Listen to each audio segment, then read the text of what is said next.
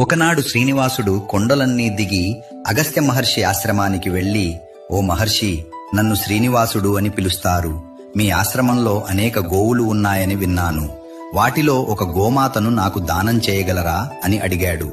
అగస్త్య మహర్షి, వేదాల ప్రకారం భార్యతో కలిసి రాని వ్యక్తికి గోమాతను దానం చేయరాదు.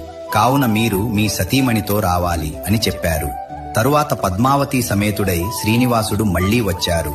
కాని అగస్త్య మహర్షి అక్కడ లేరు. శిష్యులు, మహర్షి ఆజ్ఞ లేకుండా మేము గోమాతను ఇవ్వలేము అని అన్నారు. ఇది విని శ్రీనివాసుడు అసంతృప్తితో తిరుమల వైపు గబగబా వెళ్లసాగారు. కొంతసేపటికి అగస్త్య మహర్షి తిరిగి వచ్చి విషయం తెలుసుకుని ఒక గోమాతను తీసుకుని శిష్యులతో కలిసి స్వామిని వెంబడించారు. దూరంలో స్వామికి కనిపించగానే గోయిందా గోయిందా అని పిలిచారు.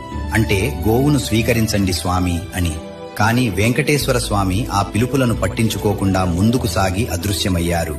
అందుకే వెంకటేశ్వర స్వామి